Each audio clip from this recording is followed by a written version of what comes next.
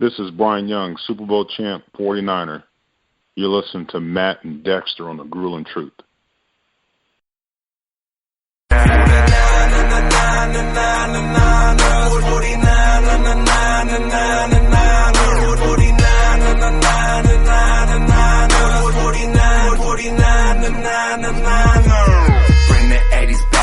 Welcome, everybody, to another edition of the 49ers Weekly Show on the Grueling Truth Radio Network, brought to you by Gridiron Mo. Gridiron Mo is a new interactive football app that lets you call what you think an offense or defense will do in a live NFL game and compare against others around the country.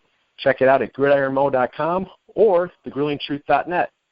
My name is Matt Andruscavage. I'll be your host today, and I'd like to welcome in my co-host, former 49ers running back, Super Bowl 29 champion, Dexter Carter. Hey, Matt, you know it's great to be with you again, man, and talk to our 49er Nation and catch up on things. You know, the optimism that's going on around 49er Nation and the camp. Let's get this thing going and have fun doing it, man. I'm excited about it.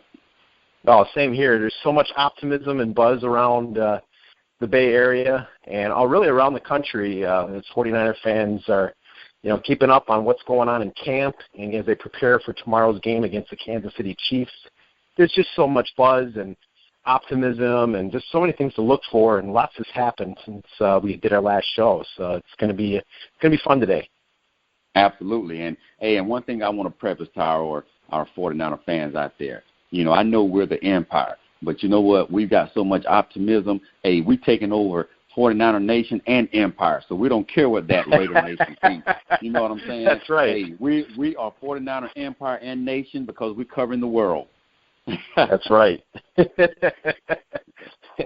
You know it. I think what's really been great about watching this whole thing since January is there is really a sustainable system with Kyle Shanahan, and the organization just seems to be running so much better. Everyone seems to be on the same page. It doesn't have that feel of this alliance against this alliance, and everyone just seems to be working together on the same page and with a potentially very sustainable system in what Kyle Shanahan brings, and Robert Saleh, the defensive coordinator. I mean, this could be the start of something big. Absolutely. When you have inward turmoil that's seen by everybody outside the organization, it festers within. It's like, the old saying, one rotten apple can kill the whole bunch, and it's so true. And we saw that for a number of years. And until you get a solid foundation of people, one that work together, and people that are familiar with each other, that is only when it's going to spread down. Negative spread negative, positive spread positive. And so there is that, you get a coach that's coming in that people are high on. That in itself creates optimism within the players. So the whole organization seems to be rolling right now. And, compared to the past, it is an unexpected feeling of optimism, in the 49ers camp. Everything is up right now, meaning that, hey, everything we do is building towards the future. So that optimism is going to continue to spread. The team looks to be excited and ready for this first game and move forward, trying to make this the team that 49er Nation and Empire can be proud of. That's right. Well, as we get into this right away, why don't we go through, let's get the negative out of the way, talk a little bit about the injuries that's happened. Fortunately, there's not a lot of injuries to report, and that's always big. There's a lot of teams getting hit by injuries right now. The Niners have not been exempt from that, but the big one has been weak side linebacker, former Super Bowl MVP, Malcolm Smith, tore his pectoral, and he is out for the year. But that really opens the door for Reuben Foster, who's just been playing, practicing just fantastic. He looks so good. And also it ensures a spot for Ray Armstrong. So as much as it would have been good to have Malcolm Smith there, it's never a bad thing to have a good player like that. That would be the most devastating loss. I'd say they're getting off pretty good overall because a lot of teams are losing some of their big names. Oh, absolutely. No one wants to see any injury, especially the expectations that were there before he got injured. But you talk about the two guys, Ray Armstrong and Foster. Ray's been there for a few years and is a good player and looking to really take it to that next level. But the one everybody is anticipating and really hope turns out to be what everybody really expects. So nobody expects Foster to come in here and not play well. We expect him to play well. He's got the pedigree, coming from a great school like Alabama, and he's been bred for this role and opportunity that he's getting. So it may not have come as soon, if not for the injury, but now he has the opportunity to step up to the forefront, take advantage of these preseason games, all of this training camp work, and really show what he's made of. I don't see anything that's happening that would show that shows me that he won't show up and show out. I believe he's going to step up to the plate, and he's going to be exactly what we want him to be. So I still think we're in a good position now. One injury we can deal with.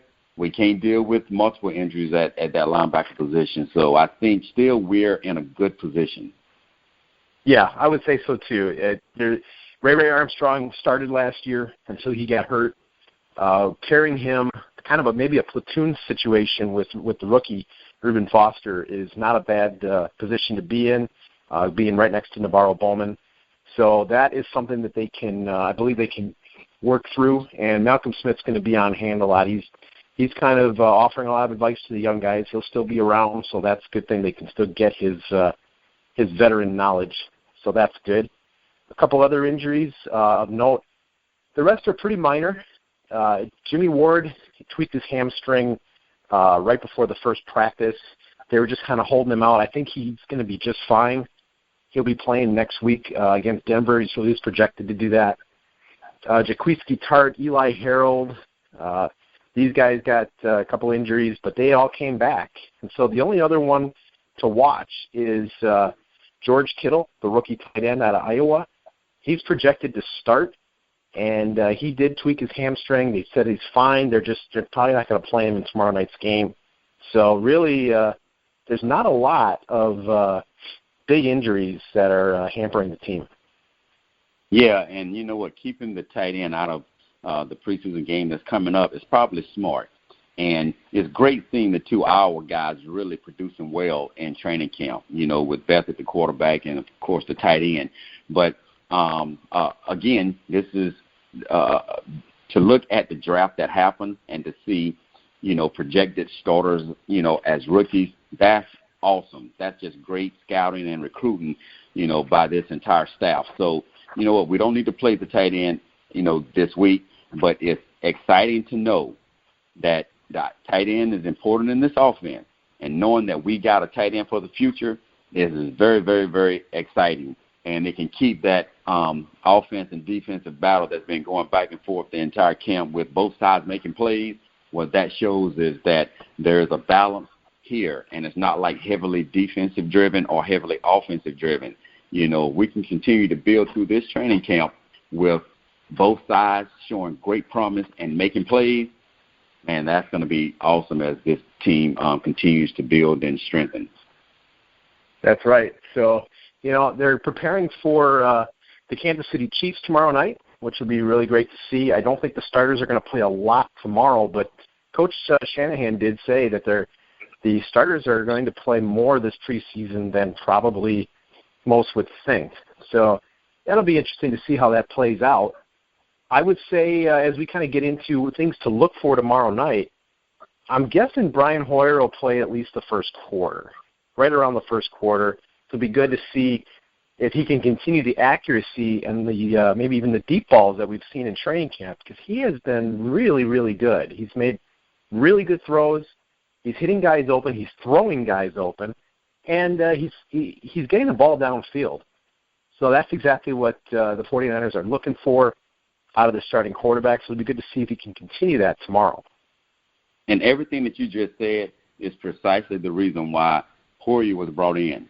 There may be non-believers out there right now, but Shanahan knew, Lynch knew, in order to make this offense progress faster, you got to have somebody who's familiar with the head coach, familiar with this offense, So when plays are made, you said something important. You said, he's throwing the ball where it needs to be thrown. He's throwing people open. That's because his familiarity with the offense and throwing the ball where he knows Shanahan wants it to be thrown.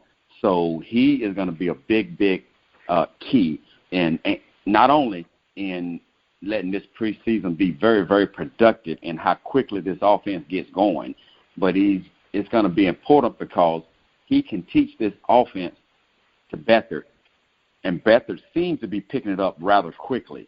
So everybody knows, at this point in this short period of time, Beathard looks like he is probably the future.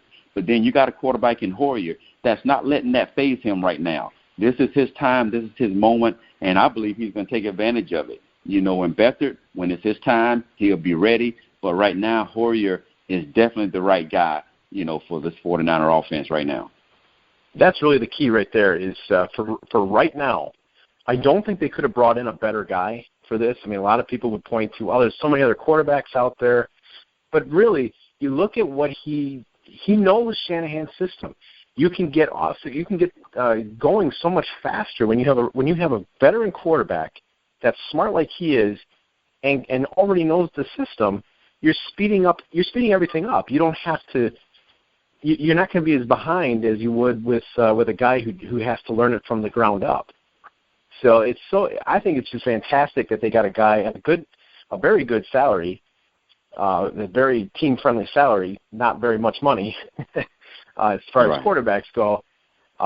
Perfect guy to bring in, knows the offense, can teach it to Beathard, Beathard is practicing really well. His throws, Matt Mayoko out of the Bay Area said, this is the best-looking rookie quarterback in practice that he has seen in 25 years. He looks like a veteran out there. Absolutely, and that's why when you have a guy, not saying these young guys that are at the quarterback position that comes out early, aren't capable of being quality quarterbacks early in the NFL. But when you take a guy like Beathard, who, he was a senior, who's really soaked up all that knowledge from a great coach there at Iowa, and then comes in and shows the confidence, the poise that he's showing. Although the 49ers were high on him, I still think the way he's performing is quite unexpected this early. So you not only see the coaches excited about it, but you see the players that see this guy's talent, when we don't see it every day in practice. So they are, optimistic and excited because of numerous reasons with their team. Right. What else is very beneficial is if Beathard is progressing as well as they're saying, there's talks that they may only keep 2 quarterbacks this year. Matt Barkley is not a bad prospect, but if Beathard is, I don't know if it's Beathard or Beathard. Well, either one I guess works. If Beathard is as good as they're saying and progressing this far, and they only keep 2 quarterbacks, all of a sudden that opens up another roster spot for one of these guys that are on the bubble. Yeah, that whenever you have a quarterback like Beathard that is playing as well as he is, with the new coach coming in and trying to create a new standard, you have players at other positions where you may need one extra wide receiver, one extra running back, but then you got to cut someplace else. What this allows is, now you still got to hope for health, as you go through the season with these, quarterbacks, but you have to make a decision based on now and not later. And the optimism there at quarterback, I believe when it's all said and done, depending on how things go through these preseason games with injuries at what position or the competitiveness at these positions, you definitely will have a position where you need to keep that one extra player. Keep him on, what do you call the team? I've been away so long. Practice squad? The practice squad, thank you very much. Even if he doesn't make the active roster, you keep that guy on the team so you can bring him up at any point, based on the rules during the season. So that would definitely prove to be an advantage for the 49ers this year with the way Beathard is playing. Yeah, no doubt about it. As we before we get into the things to look for tomorrow night's game, one of the things that I think is would be great, I'm sure the fans would love to hear this, and I know I'm interested as well. As a player, how do you prepare for your first preseason game? What is the mood in the locker room? Because you don't want to tip your hand with, you're not going to bring out the full playbook. So it's going to be kind of a vanilla offense, kind of a vanilla defense. But how do you prepare, and what is the overall feeling when you're preparing for your first preseason game? The way I look at it is you've got a few different areas here that on how you prepare for the game. You got rookies; they're looking at it one way, and then you got veterans, how they look at it. Then you got new head coach. How much of the game plan of my playbook do I show? Then you got an overall organization that's really trying to not necessarily create, but bring back the culture of winning in which we've had. So you got all of these things you think about. But what I believe is, one, as a coach, Kyle Shanahan has got to do more of his offense than what he wants. The defense has got to do a little more offense than you normally would do during the first preseason game, just because it's all new. It's a brand new defense. It's a brand new offense. So you got to run enough to create a basis and a foundation of what you want done. But then you don't want to throw so much out there where other teams can see what you're doing. But at the end of the day, what the D coordinator does and what Kyle Shanahan does, all other coaches do is look up Atlanta Falcons film, Seattle Seahawks film, and that's what we're going to do on the offensive and defensive side of the ball. So just because you don't want people to see what you're going to do, you've got to put it out there to make sure your players have an opportunity to be in a game-like situation to run your system. So we're getting away a little bit from what Kyle Shanahan would do in 3 years, in 2 years. Then veteran players won't play as much as they're going to play tonight early. But tonight, because it's new, you're going to see Poyer in there more. You're going to see Hyde in there more. So you know what? They're definitely, in my opinion, going to play a quarter. They may even play a little bit more than that. So, but these veterans, again, they understand they may play a little bit more because they want this system, offensively and defensively, firing on all cylinders when the season starts. Yes, they don't need to go out there and show it all, in the first half as far as keep me in a whole half, coach. That's not going to happen. But it may be a quarter or a little bit more than a quarter. But the ones that won't change in the approach to the game is rookies. They're going in nervous. They're going in knowing that they have something to prove, whether it's Reuben Foster or one of these late round guys or free agent. They're going in because, one, they've got to prove themselves, and they want the time to be productive because those that are on the borderline right now, they're trying to move to a point to where they're not borderline. So by the time, another preseason or two forward, they'll be in a position to where they'll be in there for one quarter if they progress that much in practice and in their production in these games, So as they move forward to the fourth game or the last preseason game, that would be the same for the 49ers and every other team. One, they're not going to show a whole lot, and these guys that they know are going to be the top 22 guys, one, you're going to get in there, show what you can show, and get out as soon as possible. So there is a different approach now, being just a new regime here with the 49ers, but once they get on into the preseason, it will be more like the past as far as preseason games are and how coaches manage their players and manage their playbook. So as far as playbooks go, would you say, is there a preseason playbook, or do they just kind of pick a handful of plays out of the regular playbook and run them? Oh, they're going to take plays from the regular playbook. But there's always a foundation of plays and plays you do off of plays.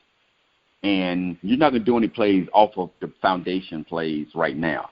You're going to go out there and you're going to run your basic run game. You're going to run your basic passing tree routes, your combination routes, and you're going to run your regular right-left formation, split backfield, I backfield. You're going to run your twins.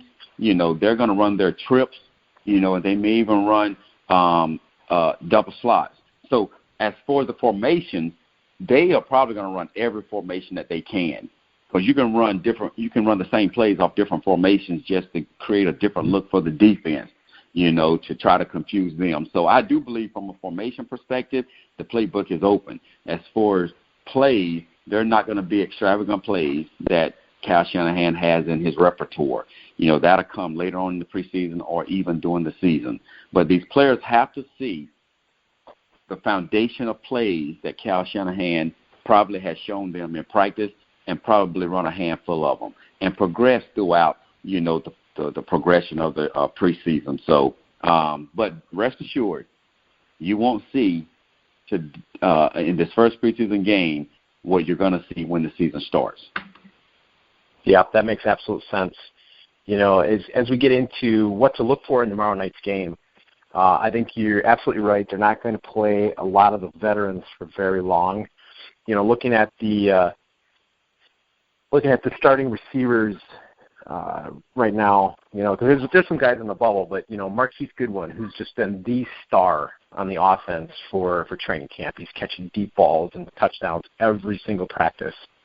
There doesn't seem like anybody can guard him. He is going to be the guy that's going to create so much separation and open things for guys under the middle of the field. So I expect him to get some looks early with Pierre Garçon, but they're, like you said, they're going to get in, do their thing for a little bit, and get out. As far as the receivers go, the guys that are on the bubble, DeAndre Smelter, who is part of the Trent Baalke all ACL class, guys that he drafted that were injured, hoping to get them in late rounds, and that they would be kind of red shirts for 1 year and then come back the next year. And that almost really never worked while he was there. But DeAndre Smelter looks like he could be one of those guys that could pan out. And then there's Aaron Burbridge, he runs really good routes, and they're saying he could be a special teams guy. So I would say those are the two receivers. If the Niners keep 6 guys, I think it'll be one of them. So we'll be watching to see what happens with some of these young receivers.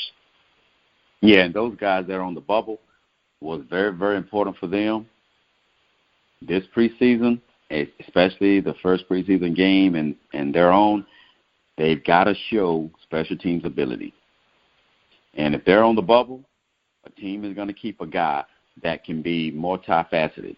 He can be a receiver, and he can be a special teams player. So they're going to have to make sure they focus on that and be productive in it, because a few bad special teams plays, it could cost them their receiver spot. Right. And then you got the tight ends. The tight ends are kind of a mystery a little bit. They're, I think the guy that's really on the bubble and the guy that the Niners are just not really sure what to do with is Vance McDonald. Vance McDonald came out, he's a second-round pick back in 2013. He was drafted ahead of Travis Kelce, and he's had a lot of downs, a few ups last year. He had a couple of really long touchdowns. He's got playmaking ability, but he's either going to I think they'd like to trade him. Maybe do a team like Baltimore, who could really use a tight end right now, and get a draft pick for him, because the Niners seem to be pretty deep at tight end. So I think it'll be interesting to see how much playing time McDonald gets. I wouldn't be surprised if they tried to make him a little bit more of a feature of the offense to raise his stock a little bit, so maybe they can move him to another team.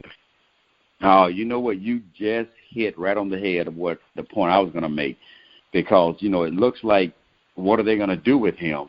But if you look at the most recent depth chart that posted, they've got him first team. And with the questions there, you do wonder, is he first on the depth chart because he deserves to be there, good enough to be there, or is he good enough to be there and build his stock?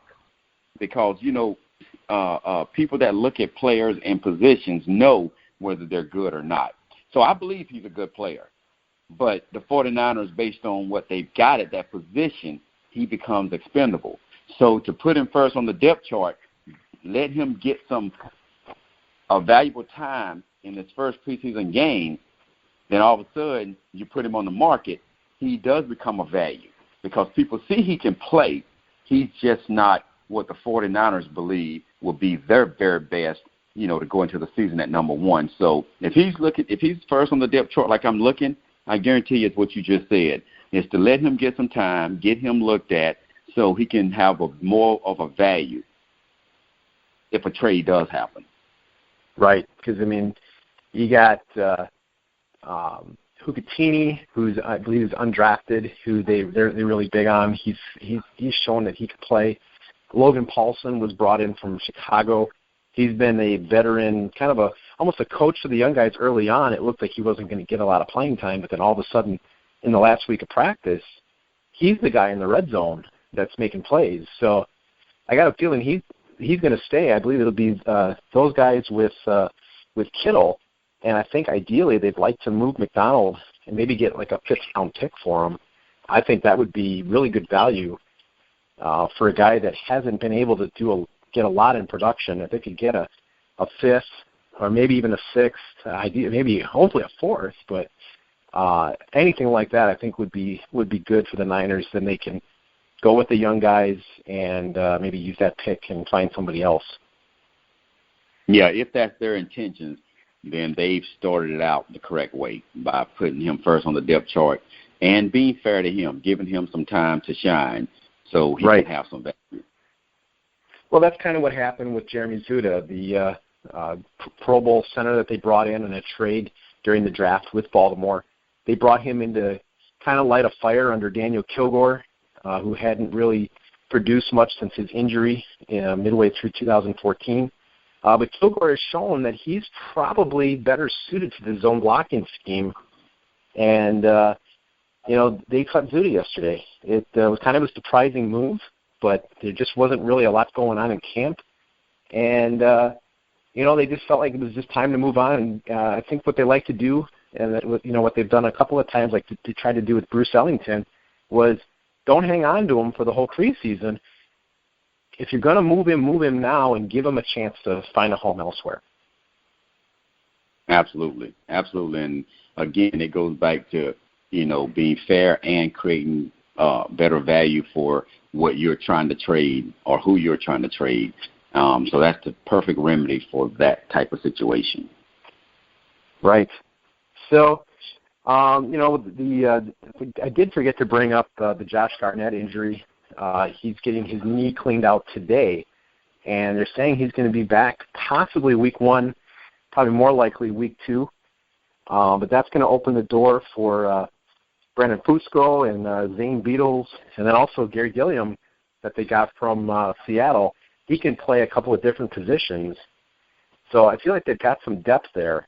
And then once Garnett comes back, they should be in pretty good shape. So I think they're going to, tomorrow night against the Chiefs, I think it'd be really one of the things to look for is how well do they protect these quarterbacks with the guys they got. Because then there's a guy that you coached, John Theus, who's going to get a lot of looks at tackle. They're not going to keep Staley and Trent Brown in very long. How well will these younger guys protect the quarterback? Yeah, John Theus is in that position of players that have to have an excellent, productive preseason. They've got to go out and perform because roster spots, are on the line. And Theus is one of those that I'm pulling for. But he's in a group of those guys that's got to come out, protect the quarterback, and that's going to be imperative.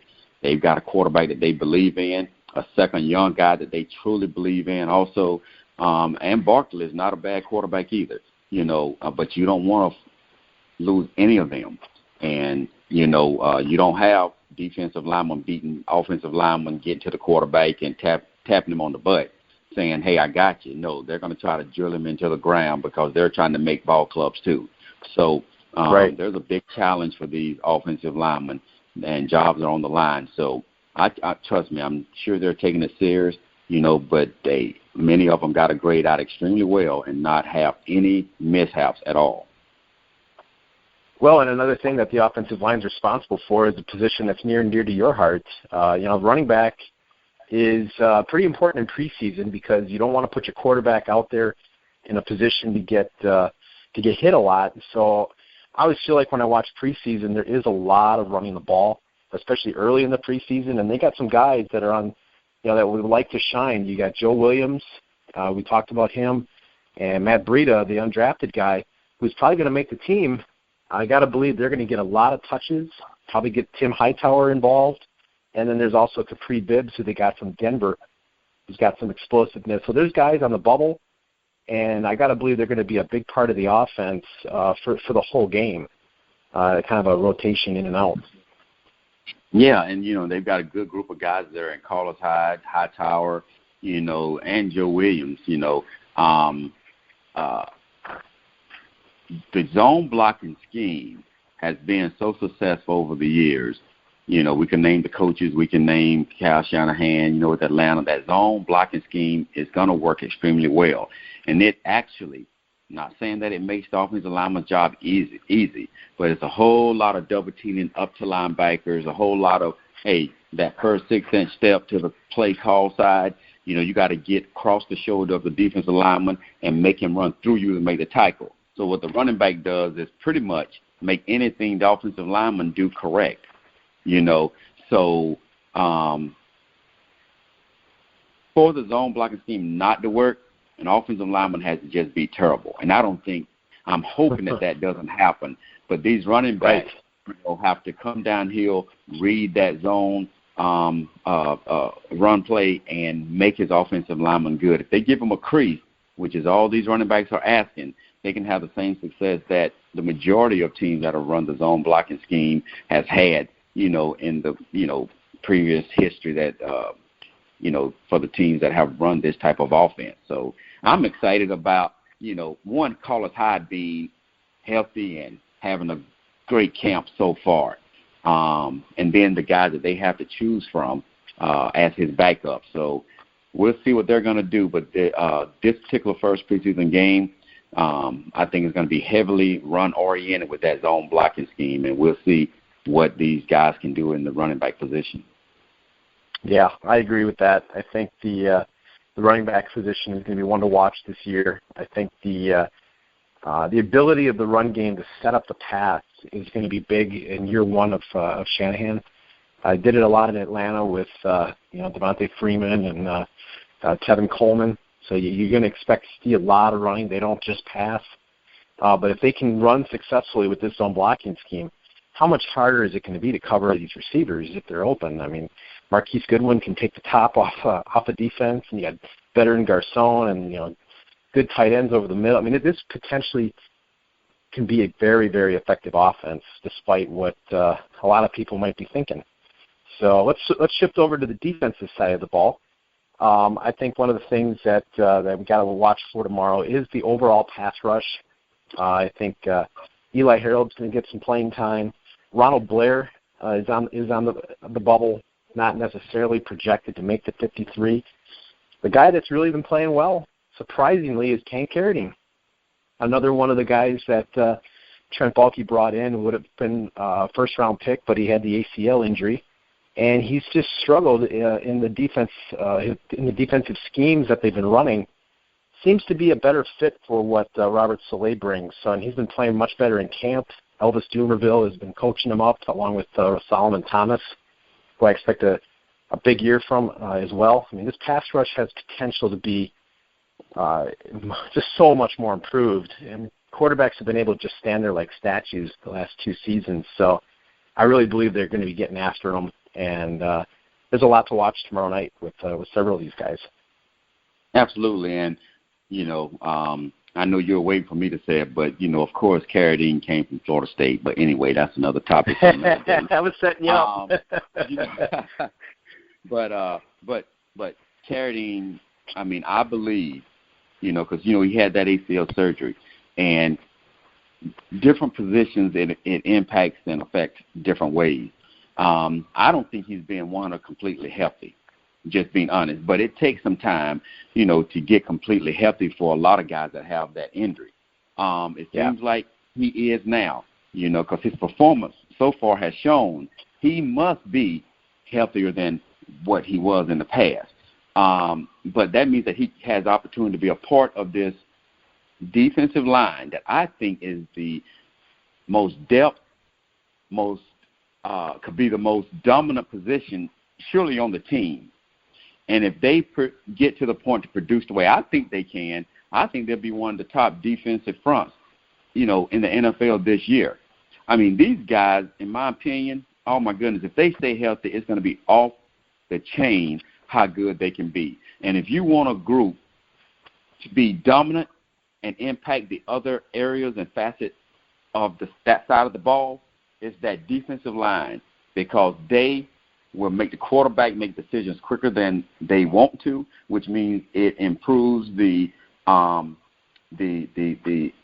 performance of the defensive secondary and the linebackers.